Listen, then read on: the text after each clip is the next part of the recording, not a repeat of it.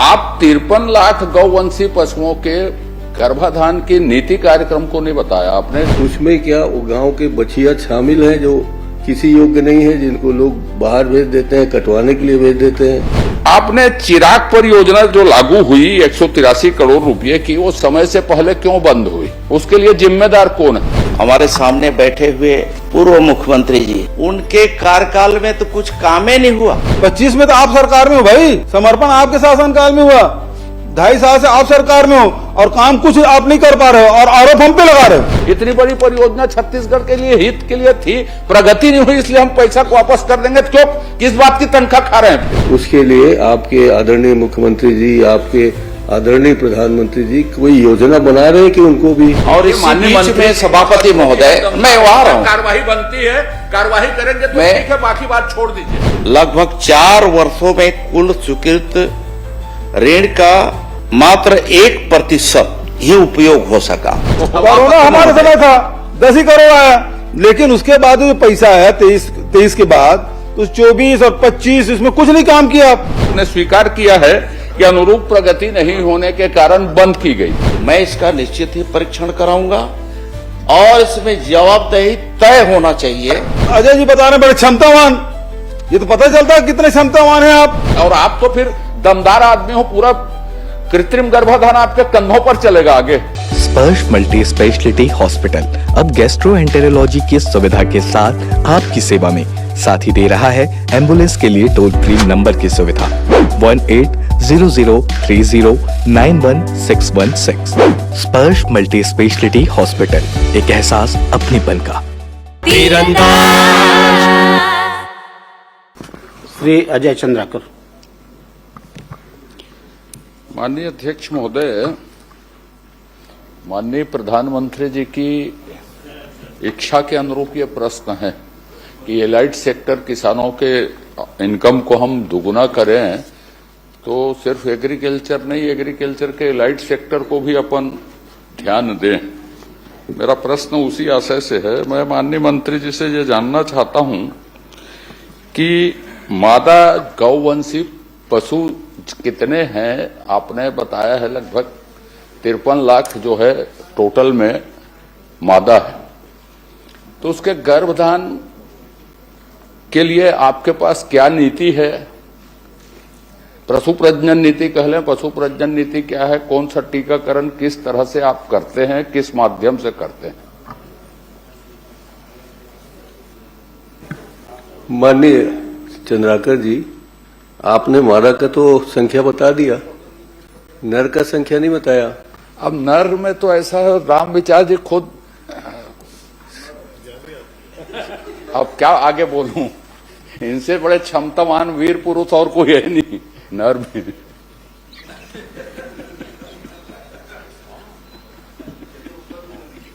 हंसना बंद करिए, उत्तर दीजिए भाई।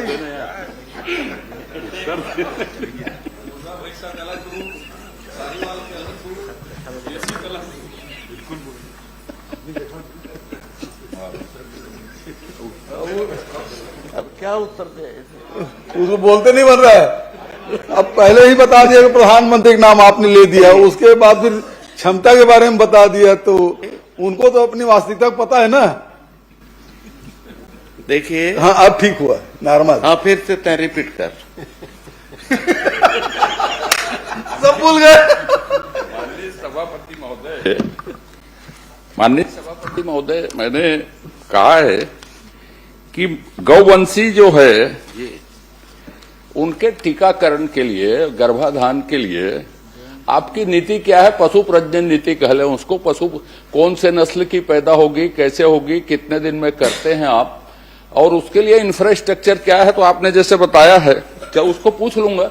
तो इसके लिए क्या आपके कार्यक्रम हैं कि उसको बता दीजिए कि इतने पशुओं के गर्भाधान के लिए, कृत्रिम गर्भाधान के लिए आपकी नीति क्या है, पशु प्रजनन नीति क्या है, कौन सा टीका कैसे किस कार्यक्रम में लगाते हैं और कितना व्यय उसमें हुआ है? व्यय आप मन ही बताएंगे तो भी चल जाएगा।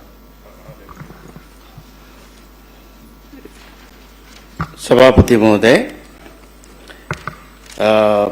पूरे प्रदेश भर में जो आपने जानकारी चाहा है उसके अनुसार हमने जानकारी दिया है। इससे संबंधित आपने कृत्रिम गर्भाधान के संबंध में आप जानकारी चाह रहे हैं, तो सभापति महोदय, पूरे प्रदेश में जो हमारे गौवंशीय हैं, दुधारू पशु हैं, उनके गर्भाधान के लिए प्रदेश में कृत्रिम गर्भाधान केंद्र, कृत्रिम गर्भाधान उपकेंद्र और मुख्य ग्राम खंड उपकेंद्र पशु चिकित्सालय, पशु औषधालय, इनमें पर्याप्त उसकी व्यवस्था है जहां की कृत्रिम गर्भाधान किया जाता है। और अच्छे नस्ल कैसे हम विकसित कर सकें प्रदेश में, जिससे कि हमारे जो प्रदेश की जो आवश्यकता है दूध उत्पादन का, उसमें हम कैसे वृद्धि करके राष्ट्रीय औसत के बराबर हम ला सकें, इसके लिए हमारे पास ये व्यवस्था है। और सभापति महोदय, आपके संरक्षण में मैं ये भी बताना चाहूंगा कि हमारे प्रदेश के यशस्वी मुख्यमंत्री जी की सोच के अनुरूप और जो देश की जो क्राइसिस है दूध उत्पादन में, उसको लेकर के हम लोगों ने प्रदेश में एनडीडीबी के साथ यहाँ समझौता किया है और उसके तहत दूध का उत्पादन हम कैसे करें और धीरे धीरे क्रमशः हम उसमें लगातार इंफ्रास्ट्रक्चर से लेकर के और भी दूध उत्पादन में अच्छे नस्लों का सुधार हम कैसे कर सकें, अच्छे नस्ल के जो गाय हैं वहाँ लोगों तक हम कैसे वितरण करके वहाँ तक पहुँचा सकें, चारा, इसके साथ में चारा का भी उत्पादन हमारे पास हो सके, इस तरह की योजना लेकर के हम काम कर रहे हैं। सर आप विद्वान हुए तो ठीक है, मैं पूरे स्वीकार करता हूं आपको। मैंने बहुत छोटी सी बात पूछी माननीय सभापति, आपने यदि उत्तर दिया है। एक तो दुग्ध उत्पादन में हम आत्मनिर्भर नहीं है, 7वें 8वें नंबर में है देश में। दूसरा, प्रति व्यक्ति खपत तो बीपीएल से नीचे है हमारे यहाँ। तो आपने कहा हम अच्छे नस्ल, उन्नत नस्ल पैदा करना चाहते हैं। आप 53 लाख गौवंशी पशुओं के गर्भाधान की नीति कार्यक्रम को नहीं बताया आपने। पशु प्रजनन नीति क्या है, कौन सा टीका लगाते हैं, होलिस्टाइन पैदा करेंगे और भी जो नस्लें हैं थार पार कर पैदा करेंगे, गिर पैदा करेंगे, क्या करेंगे, कितने दिन में, ये आप नहीं बताए कि आपकी नीति क्या है। अब जो आपने केंद्रों की संख्या का भी उल्लेख किया, 53 लाख के लिए आपने कहा कि 1585 संस्थाओं के माध्यम से, संस्था सरकारी है गैर सरकारी, भाई एक तो ये बता दीजिए। 412 केंद्र की आपको और आवश्यकता है, तो 412 केंद्र खोल रहे हैं, नहीं खोल रहे हैं। तो इन लक्ष्यों के लिए एनडीटीवी का आपने उल्लेख किया, तो वो दुग्ध संग्रहण विपणन का काम करती, वो नस्ल सुधार में उसका कोई योगदान नहीं है। तो इसलिए इसमें स्पेसिफिक मुझको बता दीजिए कि टीकाकरण के आपके कार्यक्रम किस आधार पर कैसे संचालित करते हैं, ये संस्थागत क्या है। 412 केंद्र की आपकी जरूरत है, तो दुग्ध उत्पादन के लक्ष्यों के लिए टीकाकरण कार्यक्रम में आप कर क्या रहे हैं। फिर छोटा सा और प्रश्न कर लूंगा आपको, उसको थोड़ा क्लियर बाद में बताऊंगा, बोलेंगे तो ये भी मैं मान लूंगा भैया, लेकिन आपको ये बता दूं ये बहुत कमजोर है। चिराग भी उतना ही महत्वपूर्ण है, मैं एक आध पूछ लूंगा।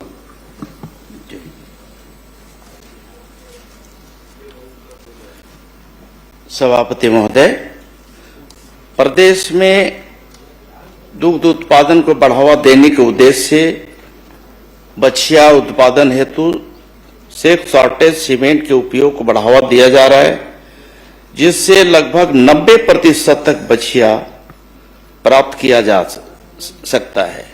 उक्त कार्यक्रम राष्ट्रीय गोकुल मिशन आरजीएम के अंतर्गत त्वरित नस्ल सुधार कार्यक्रम एबीवीपी संचालित है और राष्ट्रीय गोकुल मिशन अंतर्गत इसी प्रकार से हम त्वरित नस्ल सुधार कार्यक्रम अंतर्गत सेक्स शॉर्टेज सीमेंट के से कृत्रिम गर्भाधान से लगभग 90% मादावश प्राप्त होने की संभावना होती है।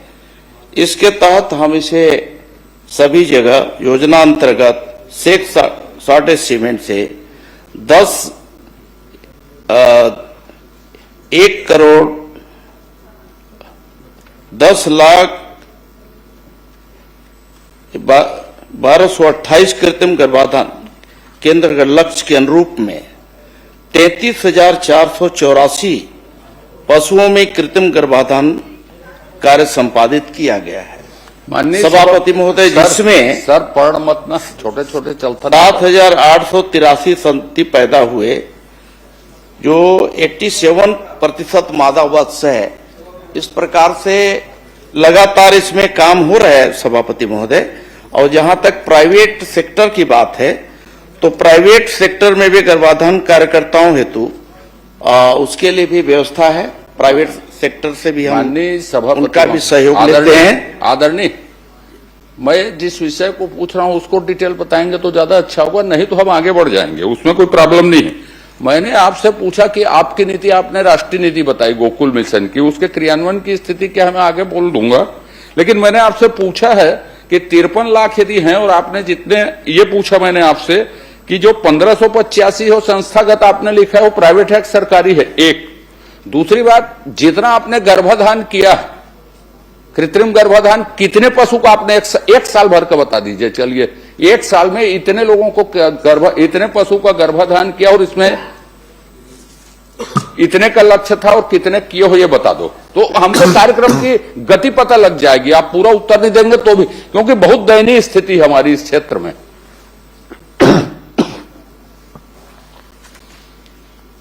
मैं आपको अलग से उपलब्ध करा दूंगा सभापति महोदय। चलिए, अलग से उपलब्ध। माननीय सभापति महोदय, मैं भी पूछूंगा इसमें जरा ध्यान जी। रखिएगा। पशु प्रजनन नीति और उसका लक्ष्य और उसके लायक कार्य योजना और आत्मनिर्भर और स्वस्थ छत्तीसगढ़ और किसानों के इनकम के लिए बहुत महत्वपूर्ण कार्यक्रम है। अब मैं एक दूसरे खंड में आ जाता हूं, चिराग में। आप ये बता दीजिए महोदय, चिराग योजना, इसके जवाब देने दीजिए।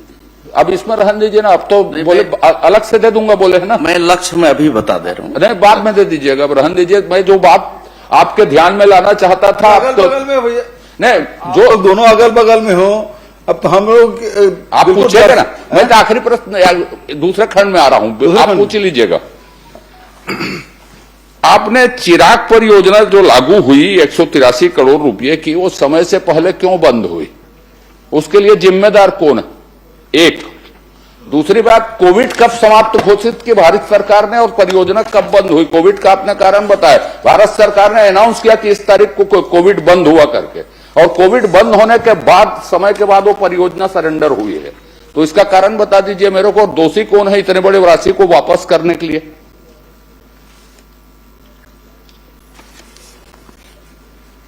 सभापति महोदय, ये निश्चित ही हमारे चिराग परियोजना बहुत ही महत्वाकांक्षी योजना थी और छत्तीसगढ़ के हित में खास करके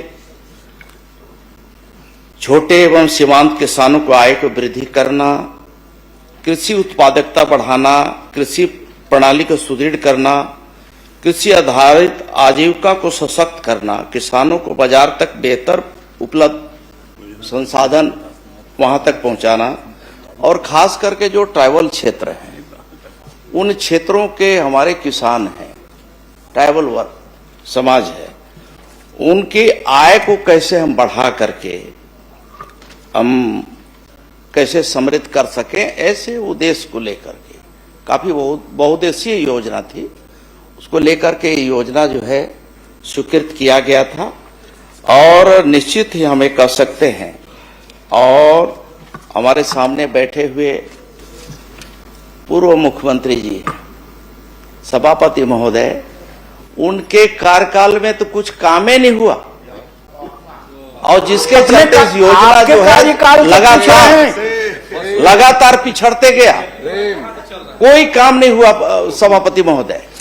इस वजह से हमारी जब हमारी सरकार बनी, सरकार बनने के बाद हम लोगों ने जब टेक ओवर किया और इसमें प्रगति लाए, काफी तेजी से हम काम करना शुरू किए, लेकिन इंटरनल जो पहले का इनका जो वर्किंग जो प्रोग्रेस आना चाहिए था वो नहीं आने की वजह से भारत सरकार के जो वहां लगातार इसकी समीक्षा की सर, और समीक्षा में पाया गया 2.5 घंटा कि भाषण जो दिए थे, आप नहीं अपेक्षित- थे, इसलिए आप बता रहे हैं। जो अपेक्षित जो प्रगति होना चाहिए था, वो अपेक्षित प्रगति को नहीं मिलने की वजह से इसे नोटिस दे करके इसे बंद किया। सर एकदम स्पेसिफिक प्रश्न था, सरकार इसकी थी उसकी थी, वो तो ठीक है। अंतिम प्रश्न। हाँ, अब आपके ऊपर छोड़ता हूं भाई, मैं प्रश्न तो नहीं देते तो भी तैयार हूं मैं, जो बात फ्लोर में माननीय आना चाहता सभापति तो आगे। महोदय। सर अंतिम प्रश्न बोले हैं, बस बैठ रहा हूं मैंने स्पेसिफिक पूछा कि परियोजना बंद होने के कारण क्या है। आपने स्वीकार किया है कि अनुरूप प्रगति नहीं होने के कारण बंद की गई, गरीबों के लिए थी, यह आपने स्वीकार किया। उसके लिए दोषी कौन? कोविड काल का भी उल्लेख है। कोविड काल भारत सरकार ने घोषित किया कि देश कोविड मुक्त है, उसके बाद राशि, उस अवधि के बाद राशि सरेंडर की गई। तो दोषी अधिकारी इतनी बड़ी परियोजना को वापस कर दिए, उसमें कोई कार्रवाई आप नहीं करेंगे। राजनीतिक कारण जो भी हो, ये मुख्यमंत्री थे, वो मुख्यमंत्री थे, वो, लेकिन जो काम करने वाले हो तो स्थायी हैं। इतनी बड़ी परियोजना छत्तीसगढ़ के लिए, हित के लिए थी, प्रगति नहीं हुई, इसलिए हम पैसा को वापस कर देंगे। क्यों, किस बात की तनख्वाह खा रहे हैं? फिर उसके ऊपर आप क्या कार्रवाई करेंगे ये बताइए, जांच करवा के, बस इतना ही मुझे जान। और आप तो फिर दमदार आदमी हो, पूरा कृत्रिम गर्भाधान आपके कंधों पर चलेगा आगे।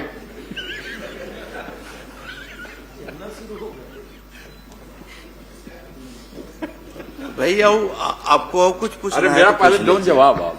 देखिए, आपके प्रश्न का उनके पास कोई जवाब नहीं है। नहीं है, मैं दे रहा हूं नेता प्रतिपक्ष जी, आप इतना दे दीजिए। हाँ सभापति महोदय, एक आधा आरोप और मैंने बताया कि देखिए इतना महत्वाकांक्षी योजना और जिसके लिए तमाम या भर्तियां जो समय पे किया जाना चाहिए था, अलग अलग पदों पे, विषय विशेषज्ञ से लेकर के हमारे खंड स्तर तक, ग्राम पंचायत स्तर तक, और उसके माध्यम से 2.5 घंटे के इतनी भर्तियां थी। उसमें से सभापति महोदय कुछ भर्तियां हम लोगों ने हमारी सरकार बनने के बाद इसमें प्रथम चरण में 267 पदों पर भर्ती हेतु विज्ञापन जारी किया गया था और 445 पदों का सृजन करके उसके भर्ती की प्रक्रिया हमने प्रारंभ किया था। और इसी बीच में सभापति महोदय, मैं वहां रहा हूं, कार्रवाई बनती है, कार्रवाई करेंगे तो ठीक है, बाकी बात छोड़ दीजिए, नहीं करेंगे तो कोई बात नहीं। लेकिन मैं इसका के साथ अन्याय किया, अब आप, ये आपके विवेक में है, धन्यवाद, मेरा कोई प्रश्न नहीं है। नहीं, आपकी नाराजगी में दूर श्री अटल करना चाहता श्रीवास्तव। हूं। सभापति महोदय, सभापति महोदय नहीं, सभापति पूछना चाहते थे, उसको मौका नहीं पूछना देंगे। चाह रहे हैं क्या? हाँ, अच्छा, माननीय आप सवाल अपने दे वरिष्ठ साथी, क्योंकि पिछले सरकार मुझे मेरे नाम का उल्लेख किए हैं, मैं भी पूछूंगा उनसे। वरिष्ठ साथी, आप पूछ लो। आदरणीय हमारे वरिष्ठ सदस्य, विद्वान सदस्य और इस सदन के बड़े हैं आक्रामक नेता, उनका जो भावना है उसके अनुरूप आपके जो आप चाहते हैं कि वास्तव में किसकी दोषी है, मैं इसका निश्चित ही परीक्षण कराऊंगा और इसमें जवाबदेही तय होना चाहिए। इसके लिए भी हम कार्रवाई करने के लिए हम अनुशंसा भेजेंगे सभापति महोदय।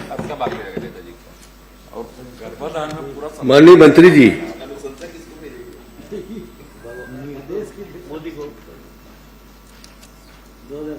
आप हमारे गांव के गरीब के किसान के हाँ, अरे लिए चिंता पाल रहे हैं, बदल गया। तो मैं छत्तीसगढ़ के गांव की बात शुरू करता हूं। हर गांव में देखिए ना, सुनिए ना, भटक जाएंगे नहीं तो आप। हर गांव में सैकड़ों की संख्या में ये छोटे छोटे बछिया जिसको बोलते हैं, अच्छा समझ रहे हैं ना, जी, हर गांव में है। और उनके भी कृत्रिम गर्भाधान करके उनको दूध उत्पादन में सहयोगी बनाया जा सकता है। तो क्या आपने छत्तीसगढ़ के गांवों का संरक्षण किया है? इनको जो आपने 53 लाख मादा की संख्या दी है, उसमें क्या वो गांव के बछिया शामिल हैं जो किसी योग्य नहीं है, जिनको लोग बाहर भेज देते हैं, कटवाने के लिए भेज देते हैं? और आप लोग तो इतने चिंतित हैं उनके बारे में कि रोड में जब जाते रहते हैं कोई भी कलकत्ता की ओर काटने के लिए, तो जो जो उनके साथ होता है मैं यहाँ कहना नहीं चाहता, मगर क्या उन बछिया लोगों के लिए जो गांव-गांव में सैकड़ों की संख्या में हैं, उसके लिए आपके आदरणीय मुख्यमंत्री जी, आपके आदरणीय प्रधानमंत्री जी कोई योजना बना रहे हैं कि उनको भी दूध उत्पादन में शामिल किया जाए? निश्चित ही सभापति महोदय, मैंने बताया कि इसीलिए प्रदेश में हमारा दूध का उत्पादन कैसे बढ़े और राष्ट्रीय औसत के बराबर हम कैसे आ सके, इसकी चिंता करते हुए हमारी सरकार ने एनडीडीबी के साथ समझौता करके हम उनका नॉलेज शेयर के साथ साथ में उनके अनुशंसा के आधार पर हम सभी जगह इंफ्रास्ट्रक्चर से लेकर के अच्छे नस्ल का पशु तक, गाय वहां तक वितरण कर रहे हैं, चारे का वितरण कर रहे हैं, चिलिंग प्लांट की योजना बना रहे हैं, और यहां तक कि हमारा कलेक्शन सेंटर है, वहां किस तरह से हमारे यूनिट काम करेंगे, स्व सहायता समूह का कैसे हम करें, अलग अलग सब जगह से सभी जगह कमेटियां, हमारी समितियां बन रही हैं दूध उत्पादन के लिए। और जो हमारे यहाँ देसी नस्ल है, देसी नस्लों का भी हम कैसे संरक्षित कर सकें, इसके लिए भी हमारी योजना है। उस योजना के तहत ये सब शामिल है सभापति महोदय। देखिए, आप फिर से हम लोगों को भरमाने की कोशिश की है। मैंने सीधा सीधा प्रश्न पूछा है कि गांव में रहने वाले छोटे छोटे बछिया, फीमेल ही होते हैं बछिया, उनके दूध उत्पादन में उनको सहयोगी बनाने के लिए, उनको भागीदार बनाने के लिए क्या कोई योजना है? आप नहीं इसका उत्तर दे रहे हैं तो मैं पूछना चाहता हूं माननीय चंद्राकर जी, मैं ये पूछना चाहता हूं, क्या आपके पास जानकारी है, माननीय मंत्री जी को ही पूछते हुए बोल रहा हूं, कि जो ये टीकाकरण करते हैं कृत्रिम गर्भाधान के लिए, उसमें से कितना % फेलुअर रेट है या सफल रेट है? और मेरी जानकारी में सबसे खराब स्थिति छत्तीसगढ़ की है, वो 20% भी उसमें हमको। सहमत हूं आपकी बात से, और मैं तो माननीय मुख्यमंत्री जी सदन में कहूंगा कि छत्तीसगढ़ का बड़ा कमजोर सेक्टर है माननीय, और किसानों की इनकम बढ़ाने की दृष्टि से आरोप प्रत्यारोप से परे हट के इसमें काम करने की जरूरत है, गंभीर काम। आप इसमें शर्माइए मत, शर्माने लायक कोई क्वेश्चन नहीं। मैं नहीं कर रहा, मैं इनकी बात कर रहा हूं। कृत्रिम गर्भाधान ये कोई शर्माने लायक प्रश्न नहीं है, ये तो अब आदमियों में होने लगा है, तो जब बेचारे जानवर हैं। वो सब विषय के तो विशेषज्ञ हैं ये।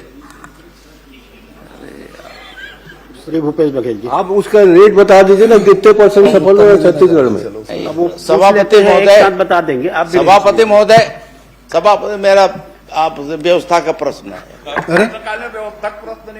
व्यवस्था नहीं थे, अव्यवस्था अब फैला रहे हैं। नहीं सर, प्रश्नकाल में व्यवस्था का प्रश्न उठता ही नहीं। उससे निकालिए इसको। मैं निवेदन करता हूं कि इसको जो प्रश्नकाल में व्यवस्था का प्रश्न नहीं उठता। मैं आप दिखवा लीजिए, लेकिन इसको आपत्तिजनक है। चंद्राकर जी स्पष्ट नहीं बोल रहे हैं किसको निकलवाना है। आपत्तिजनक है। आपने जो उद्धृत किया है, जो शब्द बोलिए ना, शब्द बोलिए। अरे क्या बात कर रहे हैं, बोलने लायक है। मैं दिखवा लूं मंत्री जी, मैं दिखवा लूंगा उसको। भूपेश बघेल जी।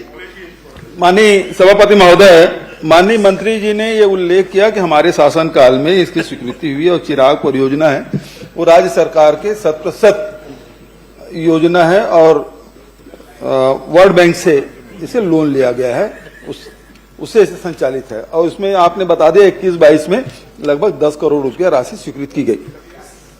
उसके बाद आपने कहा कि कोविड के कारण से ये संचालित नहीं हो पाया, लेकिन आपसे प्रश्न ये है, ये समर्पण किस तारीख को किया गया?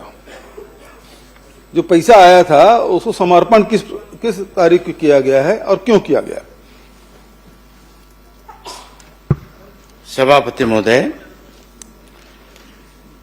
भारत सरकार के आर्थिक कार्य विभाग वित्त मंत्रालय द्वारा परियोजना की समीक्षा में पाया गया कि ऋण संवितरण की गति अपेक्षित स्तर पर धीमी है। लगभग 4 वर्षों में कुल स्वीकृत ऋण का मात्र 1% ही उपयोग हो सका। सभापति महोदय, इसलिए 18 मार्च 2025 द्वारा राज्य शासन को यह अवगत कराया गया कि विश्व बैंक अपेक्षाकृत कम प्रगति के कारण परियोजना अनुबंध समाप्त करना चाहती है और तदनुसार भारत सरकार के निर्देशानुसार इफाड से प्राप्त ऋणों का वित्तीय सहभागिता को दिनांक 26 मार्च 2025 से समाप्त कर दिया गया है। तो समर्पण आपके हैं, आरोप हम पे लगा रहे हो। 25 में तो आप सरकार में हो भाई, समर्पण आपके शासनकाल में हुआ।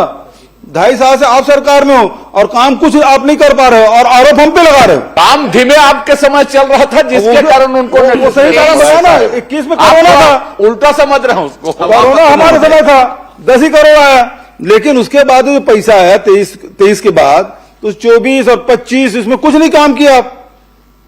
और आपको बड़ा मंत्री जी अजय जी बता रहे बड़े क्षमतावान, ये तो पता चलता है कितने क्षमतावान हैं आप। आपके विभाग में कोई कंट्रोल नहीं, कोई काम नहीं कर पा रहे हैं। हम लोगों ने तो आकर के नियुक्ति भी किया, सभी जगह समितियां गठित कर दिया। मैं इसके पहले भी बताया, श्री अटल श्रीवास्तव हमने समिति गठित सभापति किया, का परिणाम क्या है? सभापति महोदय, इसी कर दिया, नियुक्ति का परिणाम बताइए। समूह को दिया, नियुक्ति का परिणाम नहीं लेकिन है। शुरुआत में ही जो आप एक प्रश्न में आधा घंटा से ऊपर चर्चा हो गई, बाकी माननीय सदस्यों को भी प्रश्न लगा हुआ है, उतना ही बात महत्वाकांक्षी योजना जो है छत्तीसगढ़ से आज जो है बंद करना पड़ा। खुश है तो कोई खुशी मना ले, छोटा बड़ा केक मंगा ले, संगम में मिलता है बढ़िया केक, संगम में मिलता है बढ़िया केक। तीरंदाज